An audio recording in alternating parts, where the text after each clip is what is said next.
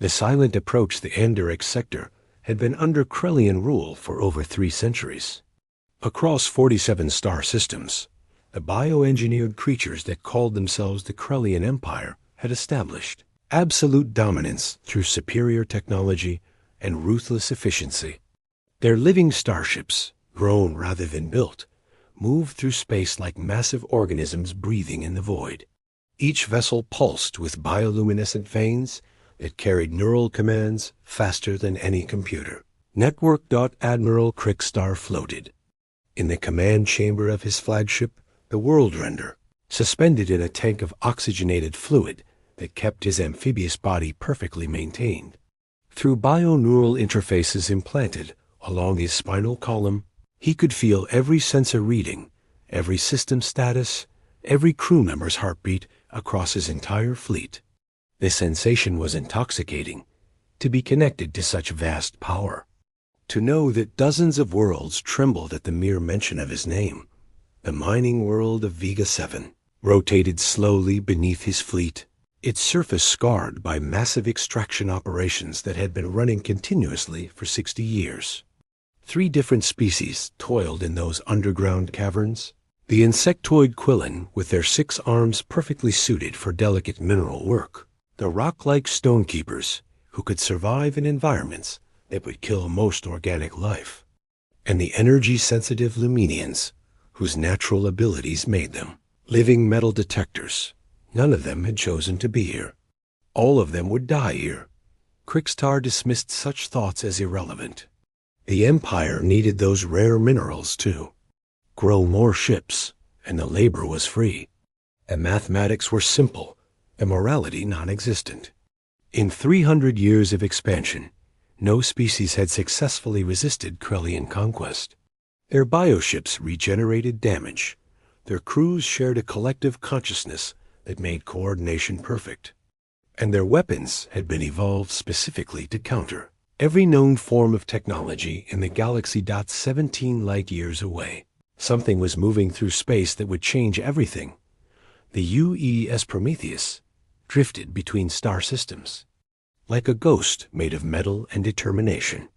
Captain Elena Vasquez stood on the bridge of humanity's most advanced starship, watching sensor displays that showed absolutely nothing where she knew her vessel should appear. The stealth systems were working perfectly, bending light and electromagnetic radiation around the ship's hull until it became functionally invisible to any known detection method. Elena was 42 years old, with silver streaking through her, black hair and eyes that had seen too many battles. She had earned her command through 15 years of military service during humanity's expansion into local space, fighting pirates and defending colonies from raiders.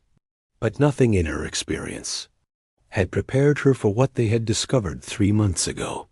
"Status report, Commander Chun," she said quietly, her voice carrying the authority of someone who had never lost a ship under her command.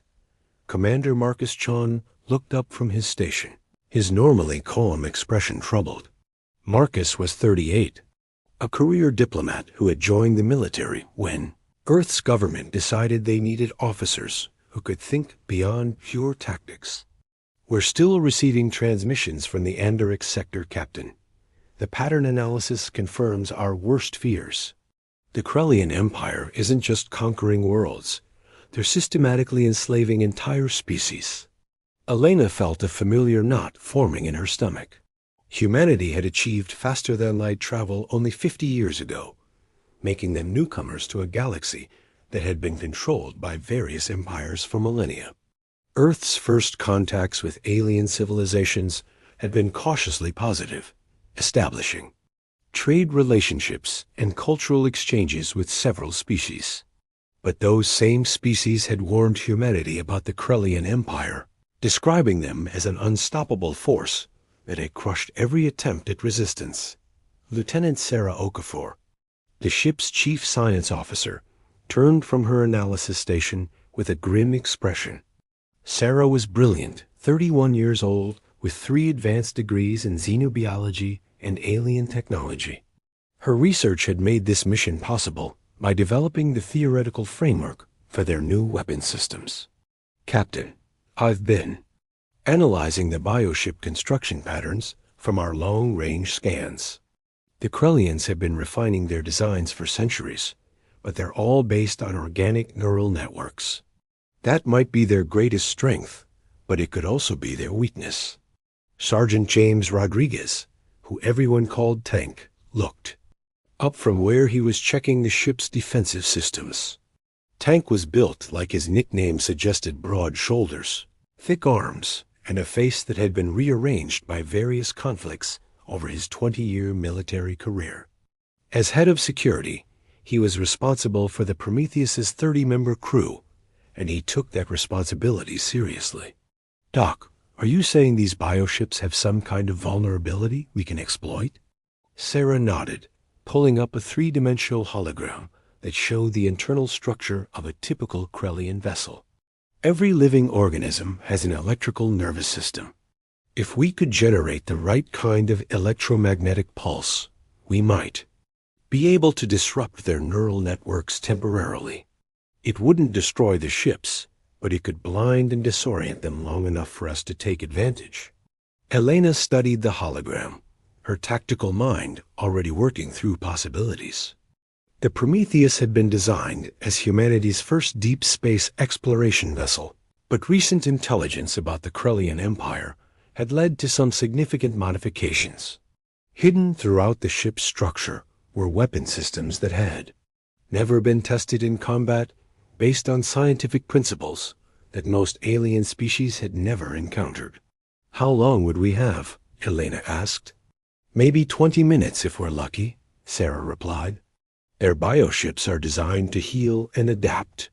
Once they compensate for the initial disruption, they'll be immune to the same attack.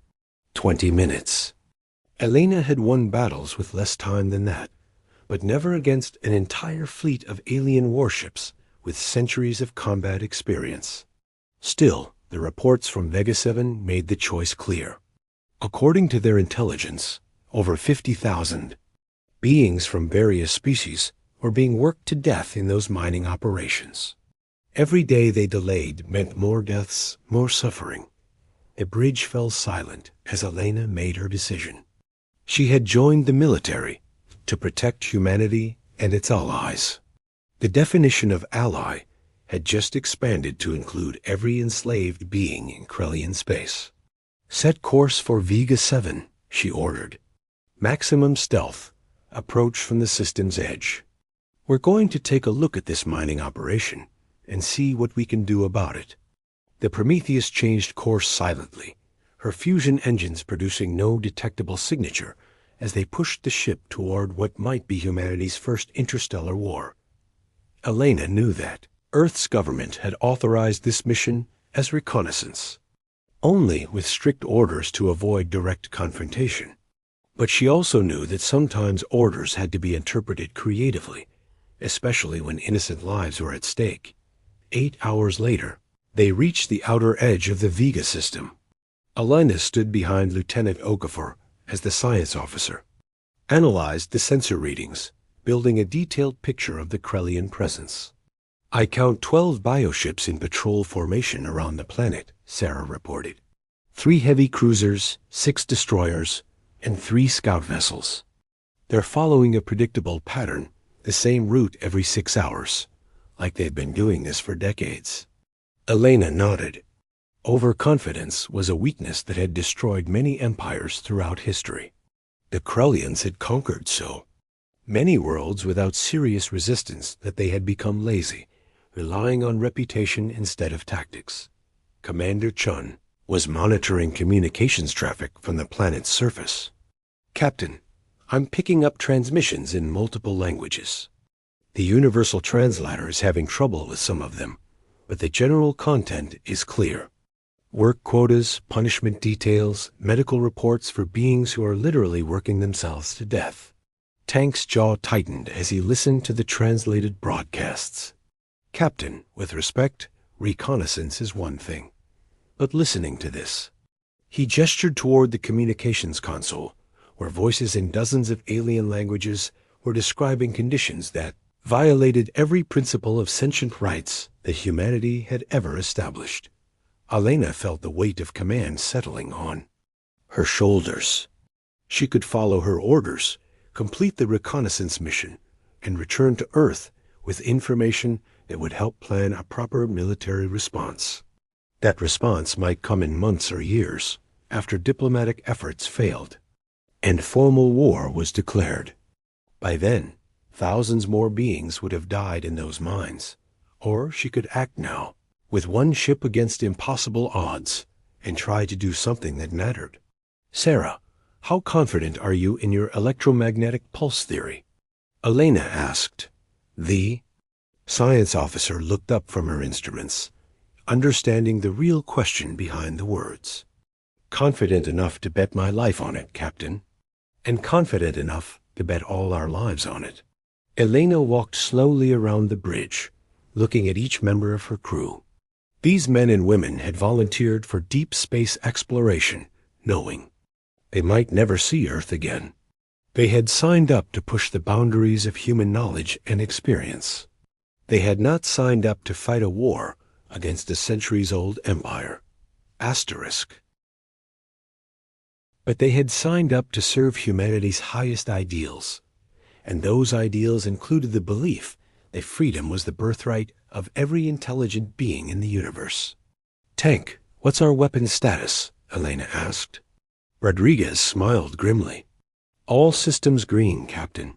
The new quantum disruptors are online, railguns are loaded, and our missile tubes are ready. We might not look like much compared to those bioships, but we've got some surprises they've never seen before. Elena made her choice. All right, people.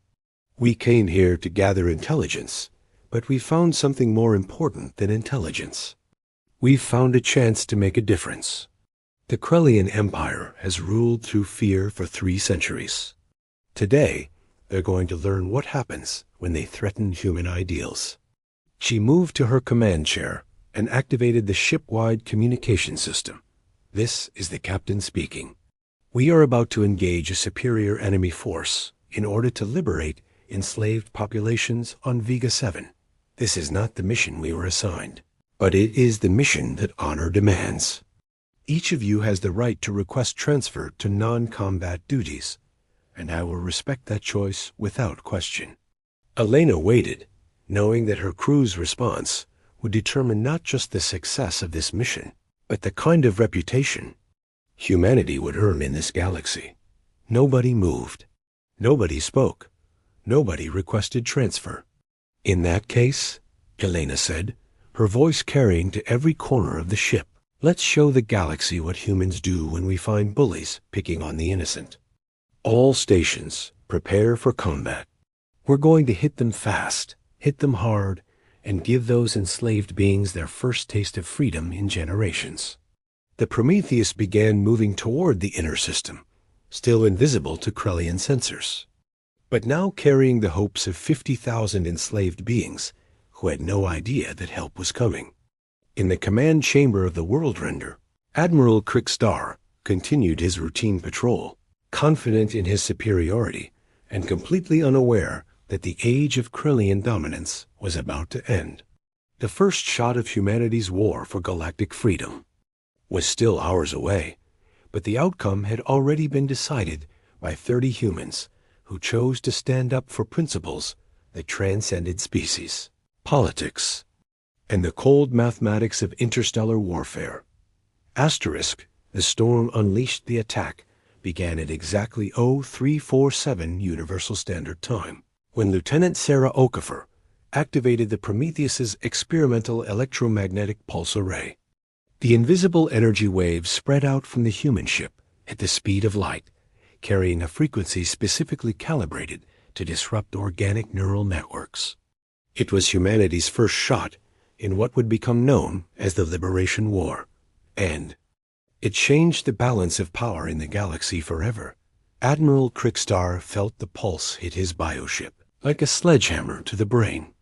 One moment he was connected to every system, every sensor, every crew member aboard the World Render. The next moment there was only darkness and silence.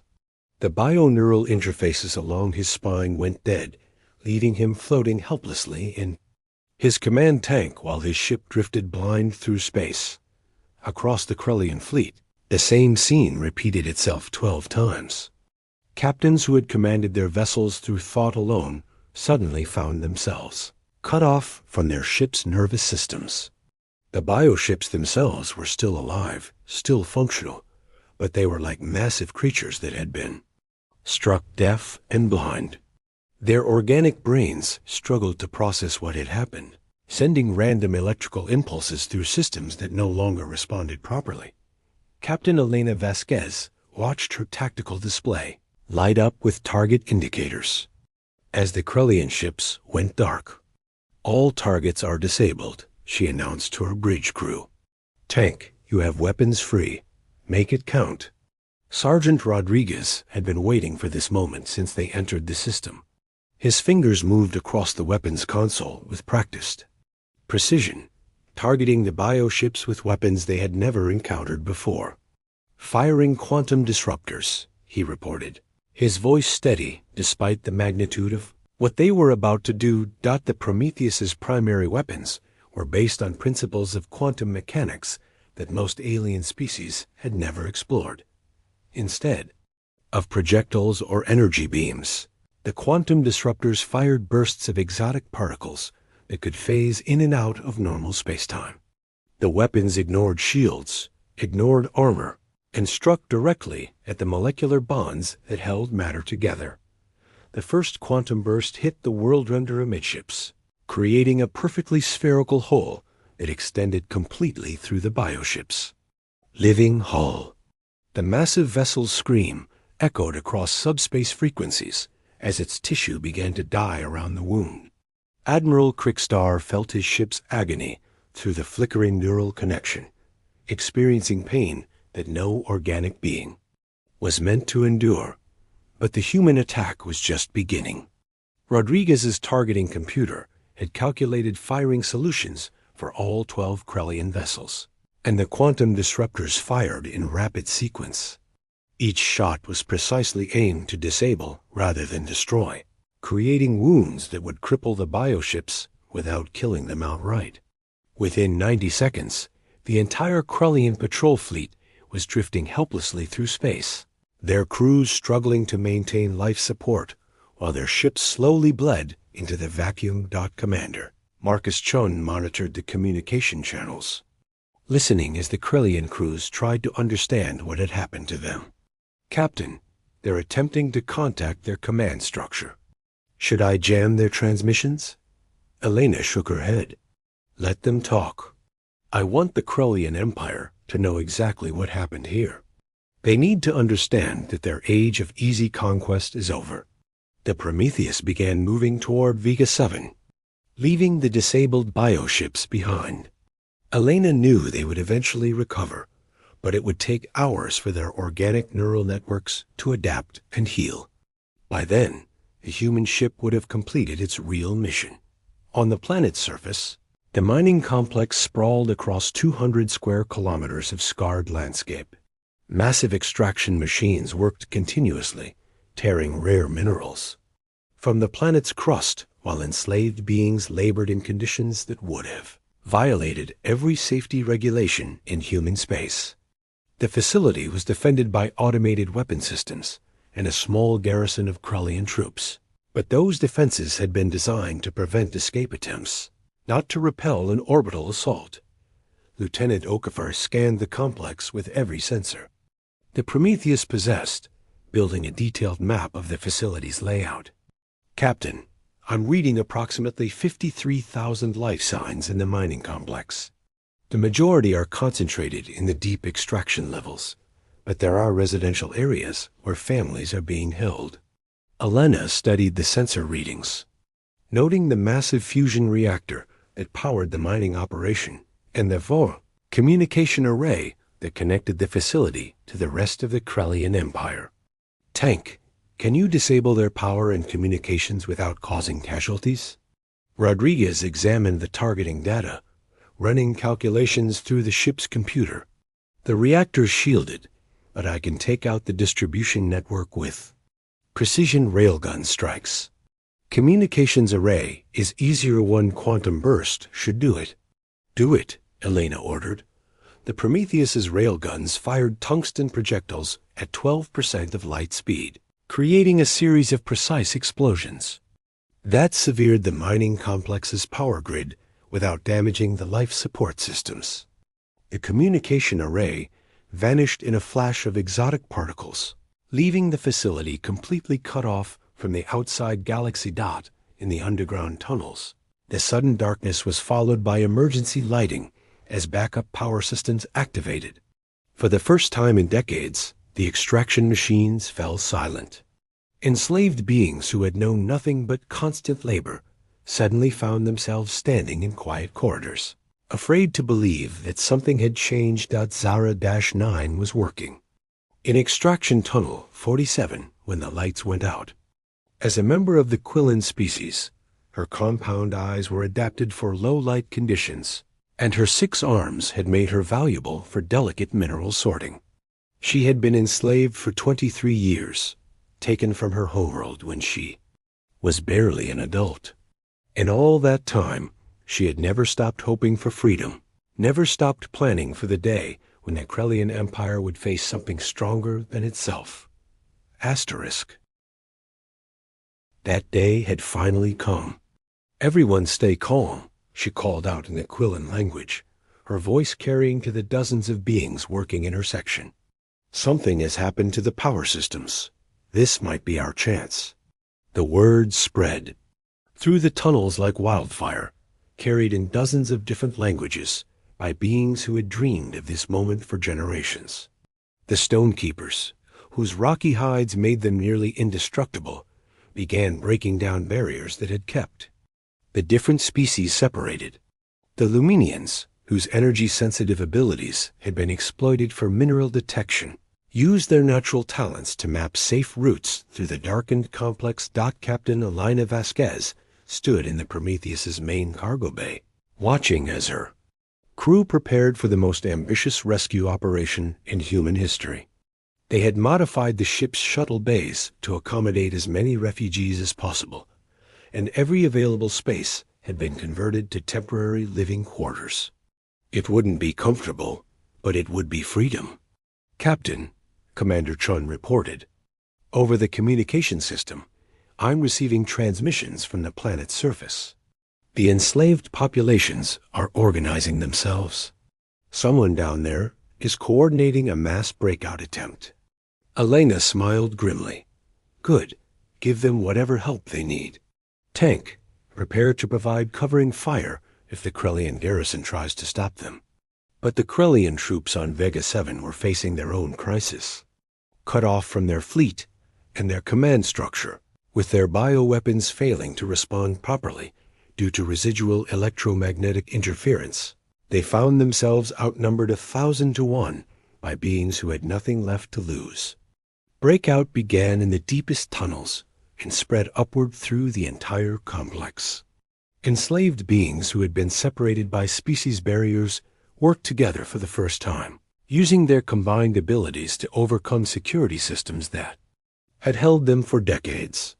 The Quillan's 6-armed dexterity, the Stonekeeper's incredible strength, and the Luminian's energy manipulation proved to be an unstoppable combination when applied to the single goal of freedom. Zara-9 found herself leading a group of 300 beings toward the surface, following routes that the Luminians had identified as safe from the facility's automated defenses. Behind them, the sound of breaking barriers and opening doors echoed through the complex as 50,000 enslaved beings began their march to freedom. Above them, Captain Elena Vasquez received a priority transmission that made her blood run. "Cold, Captain," Lieutenant Okafor reported, her voice tight with tension. "I'm detecting massive hyperspace distortions at the edge of the system. It's a Krellian battle fleet, at least 40 ships, including heavy battlecruisers."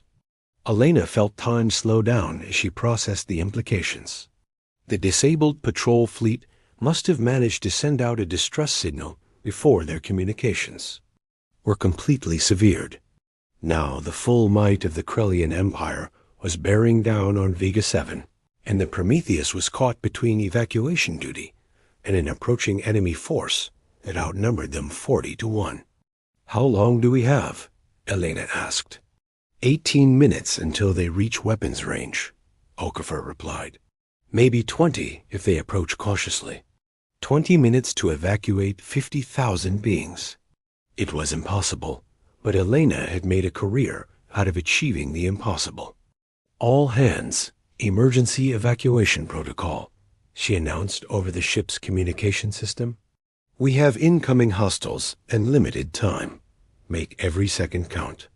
The next 18 minutes would become the stuff of legend throughout the galaxy. Human shuttle pilots pushed their craft beyond design specifications, making round trips between the Prometheus and the planet's surface in record time. The ship's crew worked frantically to process refugees, providing medical care, food, and temporary accommodations to beings who had lived in slavery for generations. Commander Chun coordinated with the surface, using the ship's translation computers to communicate with dozens of different species simultaneously. Tank Rodriguez split his attention between weapon systems and refugee management, preparing for battle while ensuring that every new arrival was safely secured aboard the ship. But it was Lieutenant Sarah Okafor who made the difference. Working at her science station with superhuman focus, she analyzed the approaching Krellian fleet and identified their weakness. "Captain," she called out, "the new fleet is using the same bio-neural network architecture as the patrol ships. If I can modify our electromagnetic pulse to compensate for their adaptive systems, we might be able to disable them as well." Elena looked at the tactical display, where 47 Krellian warships were approaching in battle formation. Even if Sarah's plan worked perfectly, they would only have minutes before the bioships adapted and restored their systems. But minutes might be enough. "Do it," Elena ordered, "and prepare for immediate departure. We're going to hit them, grab as many refugees as we can, and run for human space." The Krellian battle fleet dropped out of hyperspace in perfect formation, their massive bioships arranged in the classic hunting pattern that had dominated galactic warfare for centuries. Fleet Admiral Vorthek commanded from the bridge of his flagship, the Galaxy Render, confident that he was about to crush the unknown enemy that had dared to attack the Empire. But as his fleet moved toward the inner system, something unprecedented happened. A single ship, smaller than any of his cruisers, accelerated directly toward them at impossible speed. Vorthek felt a moment of confusion. No enemy had ever charged directly at a Krellian battle fleet. It was tactical suicide, the electromagnetic. Pulse hit the Krellian fleet like a tidal wave of disruption. Even modified to compensate for their adaptive systems, the pulse only disabled them for 8 minutes. But 8 minutes was enough. Captain Elena Vasquez stood on her bridge, watching as the last shuttles docked with refugees who would never see slavery again. Her ship was overcrowded, her crew exhausted, and her weapons nearly depleted. But they had done something that would echo through galactic history. They had proven that the Krellian Empire could be defeated. As the Prometheus jumped to hyperspace, carrying 27,000 freed slaves toward human space, the effects of their mission were already spreading. The story of the liberation of Vega 7 would inspire resistance movements across the galaxy, giving hope to billions of enslaved beings who had thought freedom was impossible. The Krellian Empire, for the first time in 3 centuries, faced the terrifying possibility that their reign of terror might be coming to an end. And somewhere in human space, military planners were already designing the fleet that would return to finish what the Prometheus had started. The war for galactic freedom had begun, and humanity had fired the first shot. Asterisk.